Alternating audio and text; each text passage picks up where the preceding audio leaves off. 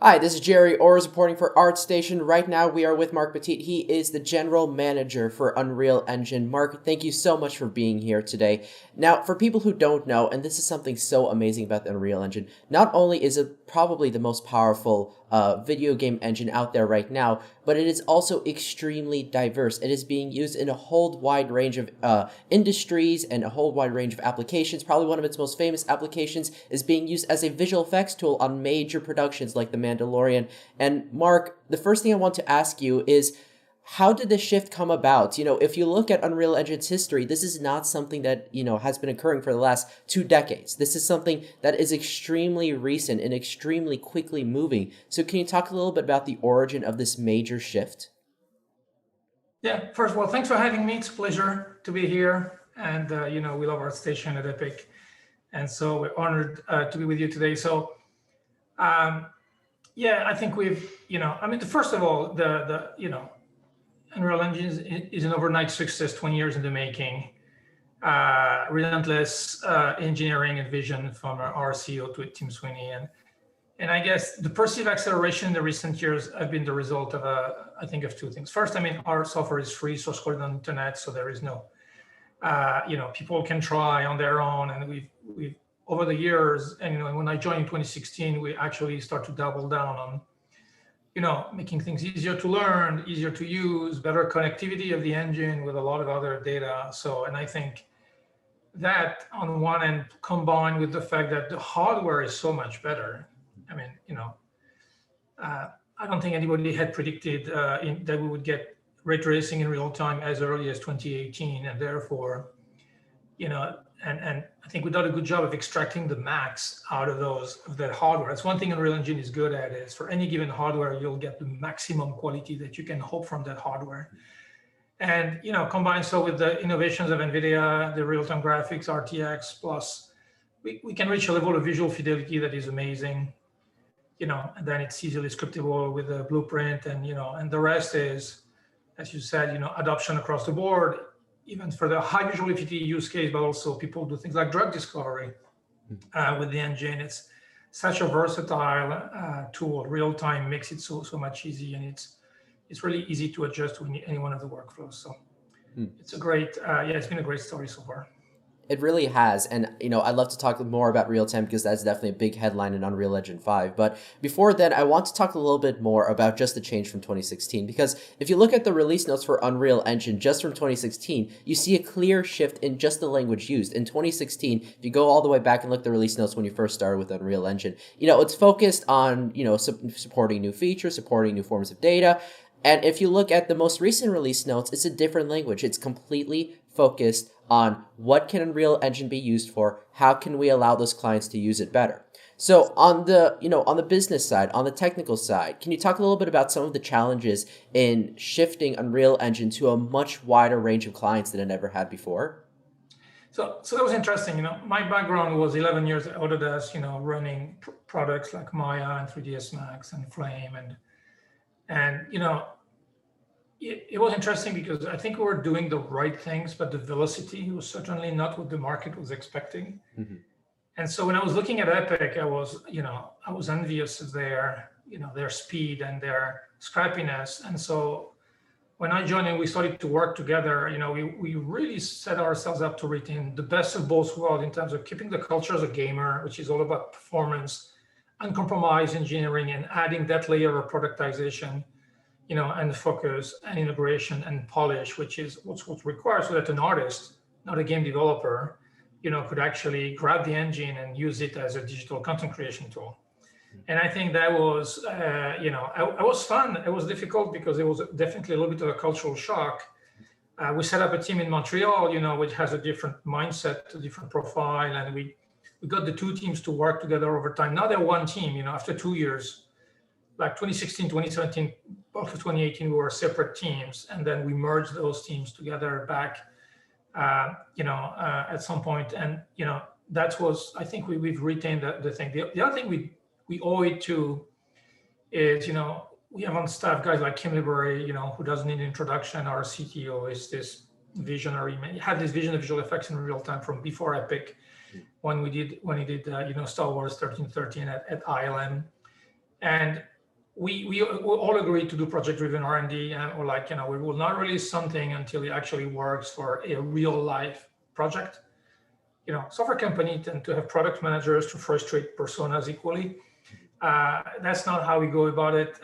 And I think that's, you can tell, and that's what people like, because when you pick up Unreal Engine, it smells like production. You think it's been morphed, and we will not release something if it doesn't meet the bar of doing a Kim library project.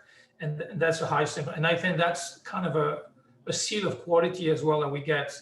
So I think we have that right balance between, the vision of Kim, my experience in productization from what I did in the past, and and the vision of Tim Sweeney and this gang of amazing gaming engineers. They learn about games, where a game is unforgiving because you got to deliver your frame rate. And so I think that's that mix which will make Unreal Engine unique. And I think now we're kind of a more well-balanced organization between those three pillars. I think that's what you see with 426, which is an amazing release in terms of being mature, and getting like the kind of animation we can do now. We released the Meerkat, we released the asset so that people can learn from that, all the work we do on virtual production. It's very very sophisticated and very mature. Mm-hmm. It definitely is. And you mentioned this a couple times, but just about how easy it is to start working with Unreal Engine. One of the biggest reasons is you mentioned it's free to try. For people who, I believe the figures make under $1 million, you don't even ask royalties. It's a very, very flexible plan. And that's something you don't often see in the high end of production programs and visual effects programs in even other game engines. So can you talk a little bit about the decision-making process to make Unreal Engine so accessible? That's our vision. In games, we charge a royalty. As you mentioned, there is royalty exemptions for first million. Outside the game, we only charge for support. I mean, our philosophy, and the tools are free. If you're happy to do it, to use it on your own, you can. And we provide a lot of support material. If you want a relationship with us to be supported for, as a lot of people do, companies like Audi or the big production company, they prefer to have an insurance and buy a support contract. I think it's a very fair business model. It's not unique. I mean, Red Hat, they've been building a huge business with a free Linux and selling services around it. So we believe it's a great, and it fits well the need of the industry, because the people who have the money are not the people who do the work in the M&E space, and therefore we think that it's fair. And for me personally, I was part of the Jurassic Park generation, and I was there in 1992 when we set up this big complex multi-tool pipeline. And I think we did the creative industry not a favor over the next 25 years, when this pipeline became so much more complex and we got everybody to get specialized. I have friends that were happy to come in the industry and they spent 5 years doing lava for a big feature film. That's all they did for 5 years, is lava and flames. And I think, for me, after, with Maya and all those tools, kind of building out that super complex pipeline, I think it's for me, it's kind of a form of payback to give that tool that is super accessible in terms of usability and everything, and free, so that indies and creative can make it theirs and do a lot of production. Because we are seeing with the Unreal Fellowship program, we get people on the box in 5 weeks and they produce those amazing shorts. And there is not a day that passes now that I don't see on LinkedIn or somewhere on our Facebook virtual product group something amazing done by someone in their home right now. I mean, we have Corey Strasburger put out a 7-minute animation done in 2 weeks, a spoof of the Mandalorian called the Mandalorian. It was amazing. And every day we got that. And so this kind of a re-empowerment of the creatives, kind of the return to the generalist, when you get a tool, when you can do so much by yourself, or it becomes super easy with multi-user to create two small teams. You can go on ArtStation, gather your friends and make a movie, get Blender, get Unreal Engine.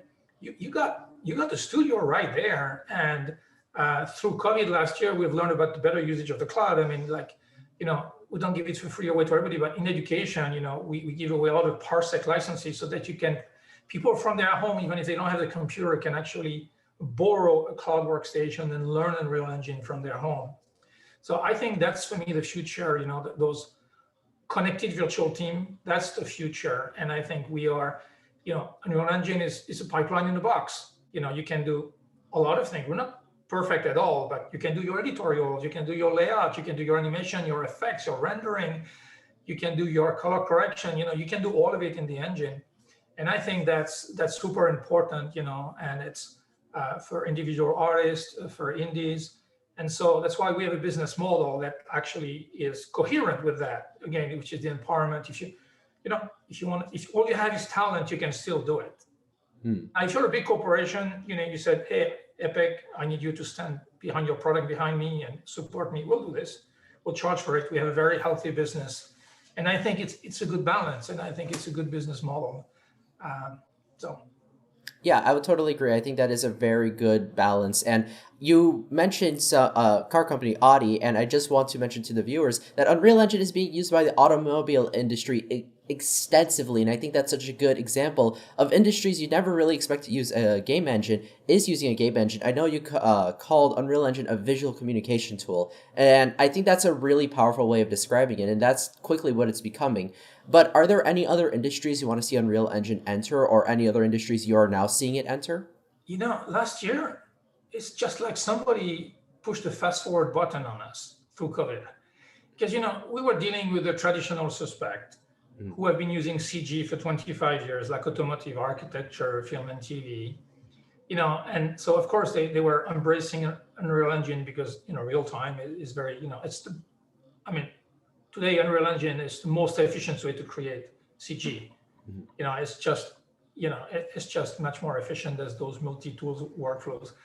But then what we saw retailers coming to us say, hey, people are not going to shops anymore. I need to create a tailored experiment. So what we've learned in automotive to do car configurators, that was something that happened pre-COVID. We did the Balenciaga, one of our customers did the Balenciaga fashion show online as an interactive experience. We do a lot of food products right now. Did you know that Oreo, there's 80 flavors of Oreo. And of course, in every country in the world, people do not eat the same flavors. So through one of our partners, a company called Media Monks, we helped that brand create some sort of configurable advertising so that for a given country, they could automatically create, a commercial that had the right packaging and the right flavor for this market. So it's, we can bring so much through the flexibility of tools to so many industries. I mentioned drug discovery, of course, simulation. There's a lot of unfun games out there, like to teach cars about the real world. It's funny that people use our technology, and the high fidelity technology to teach machines about the real world. We virtually drive cars in Unreal Engine. A lot of people do this. So it's really a machine, the engine, teaching another machine, the car, about the real world. When you think of it, it's kind of is a little bit twisted, but that's one of the usage that we did not expect. The engine is used to generate training sets for a lot of machine learning algorithms. It's actually a very, very versatile tool. You can look at it as some sort of universal DCC, because that's the other aspect of it, which for me is so important. With Unreal Engine 4, you can use the same tool for all your deliverables. And we've seen, for example, the Star Wars franchise, the theme park ride, the movie was previous, the AAA game, the mobile game, the Mandalorian, the Vader Immortal VR, all using the same tool. But what we need to take this to the next level.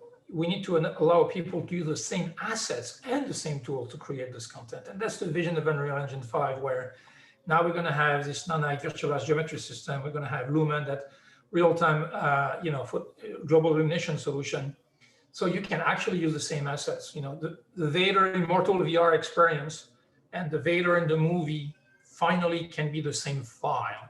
That is going to be a revolution. So not only, we kind of have a integrated tool set at quote unquote universal DCC, but we also have that vision, and we're going to deliver this next year, the fact that, you can start reusing assets and worlds. So when you create a world for a movie, that world can be explored interactively, so that's going to be another layer of game changing on top of it, which we're very much looking forward. That's why we're so busy right now making this work and putting this out, next spring, Unreal Engine 5, because that's going to be so fascinating what you can do when you finally enable asset reuse, which we've been searching in the industry for the past 25 years and never got. Yeah, if for people who haven't seen, and we'll show it on the screen, Unreal Engine 5 demo that you released some months ago, it's amazing. I mean, nanites with its, I think it's billion poly counts, and Lumen with its real time volumetric lighting. It's beautiful. It's amazing. And I would have expected this required a supercomputer to run, and it runs on the PS5. You know, PS5 is absolutely a brilliant machine that's running very quickly, but it's accessible to the masses. It is increasingly accessible to the masses. So what was the process to optimize it to get it to the point where, like you said, it can be using both assets meant for movies where extremely high poly count, you know, it looks like real life, and for video games? What was the optimization process like that?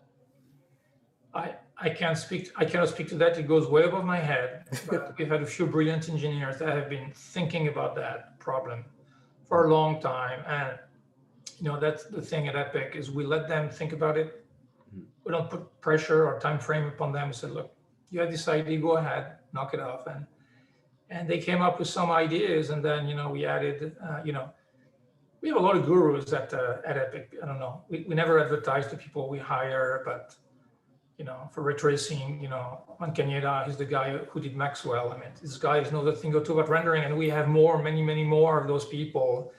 And it's such a diverse background, you know, from like we have those real-time guys. I mean, we have a lot of graphics engineers that come from games. We got guys like Juan that comes from, you know, another world. And that collision of talent, this is where the innovation happened. I mean, you know, the magic recipe is get the badass, put them in a room, let them deal with it, unconstrain them, and magic happens. So I don't have a better answer than this.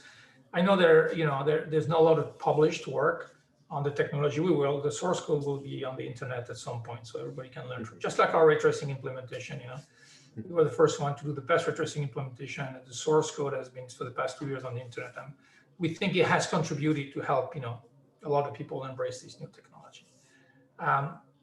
So yeah, it's a true piece of innovation. It'll be fascinating to see when people make it theirs and when artists put their hands on it, what they can do with it. We can't wait.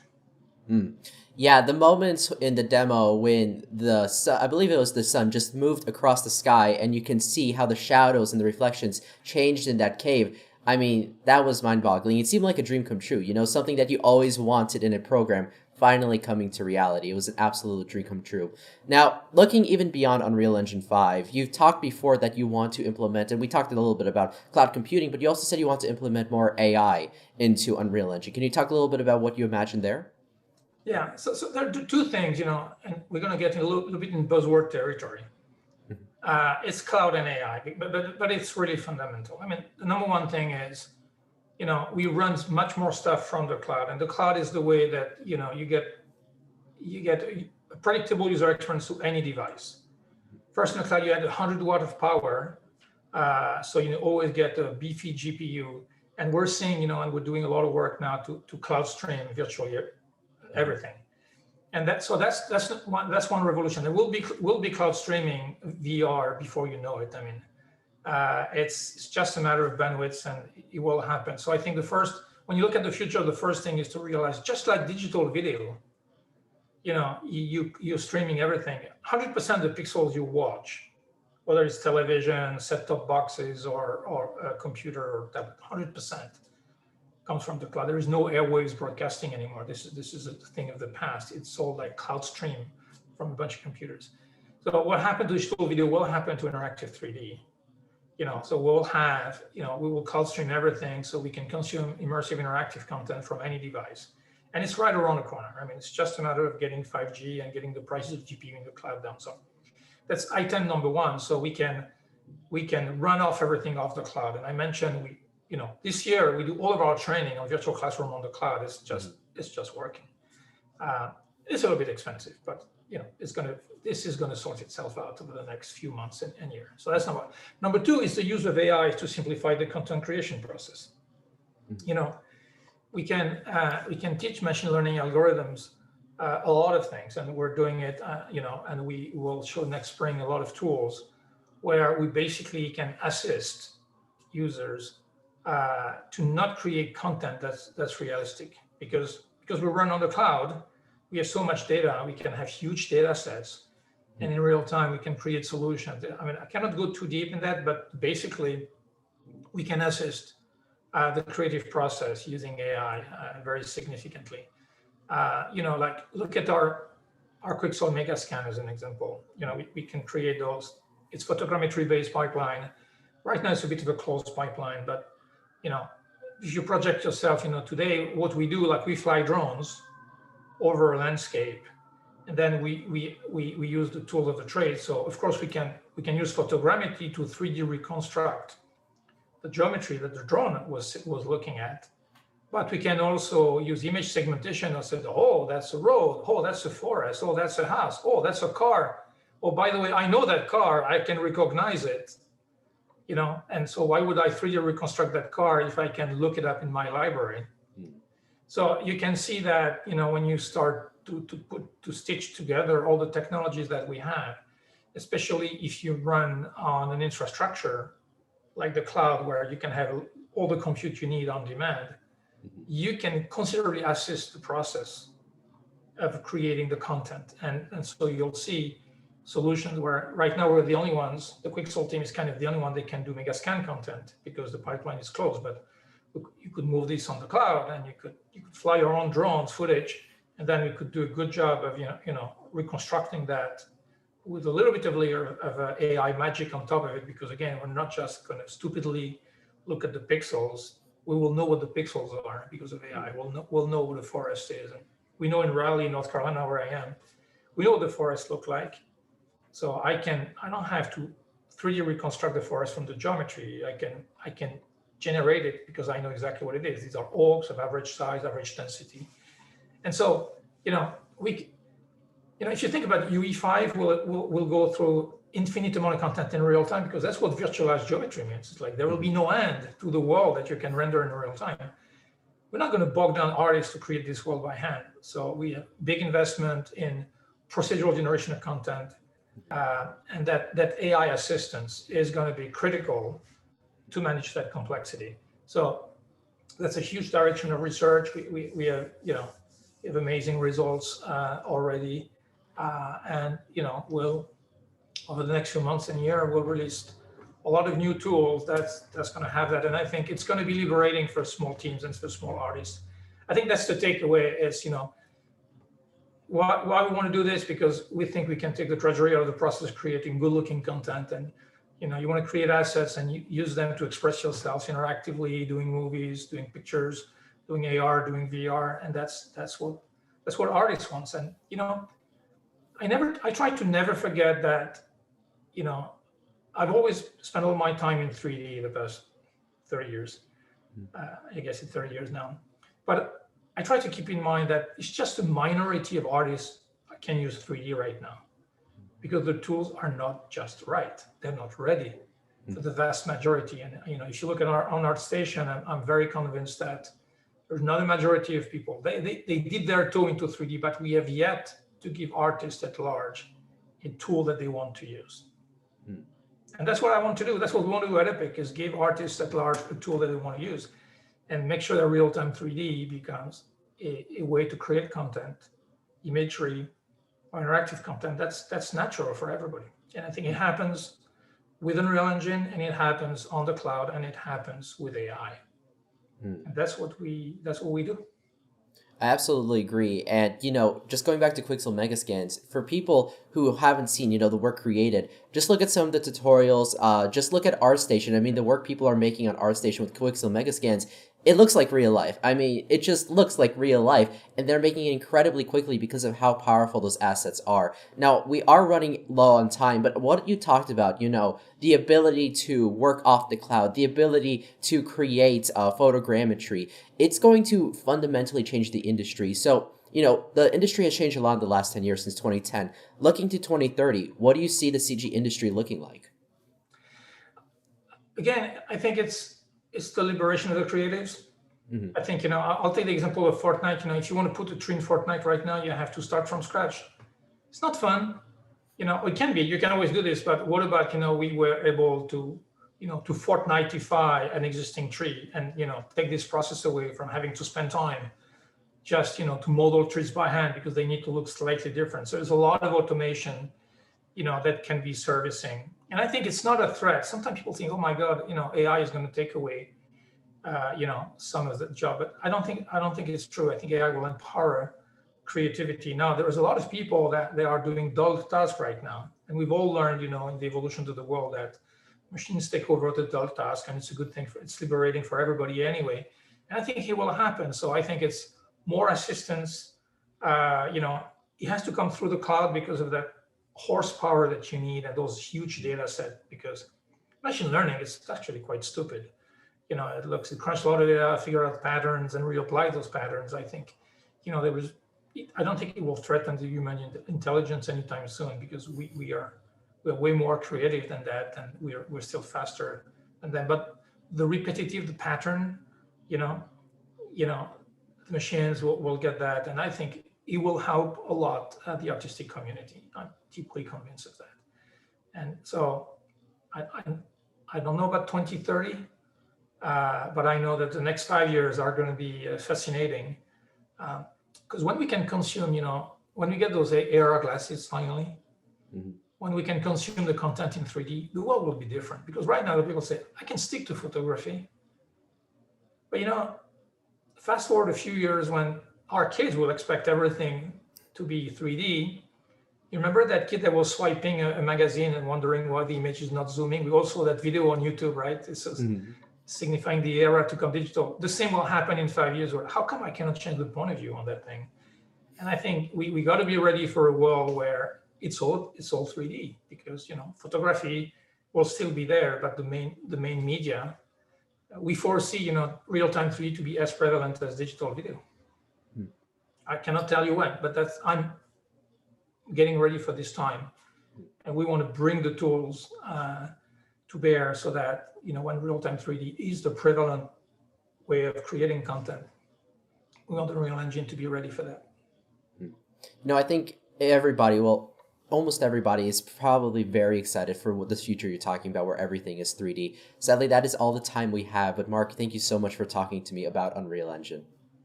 You're absolutely welcome. And, thanks to ArtStation for everything you guys do for the creative community. Absolutely. And for our audience, speaking of ArtStation, there is a lot of amazing work on ArtStation made using Unreal Engine. It's amazing what they're able to do with Unreal Engine. And make sure to check out Unreal Engine. Unreal Engine 5 is coming out soon. It's available free to try. Very powerful. No reason not to try it out. You can find the links to both in the description below. But thank you so much for watching. If you like more content like this, go to artstation.com. We have a podcast. We have more interviews. We have articles. We have so much going on. Make sure to check it all out. I'm your host, Jerry Orr, signing off. Bye.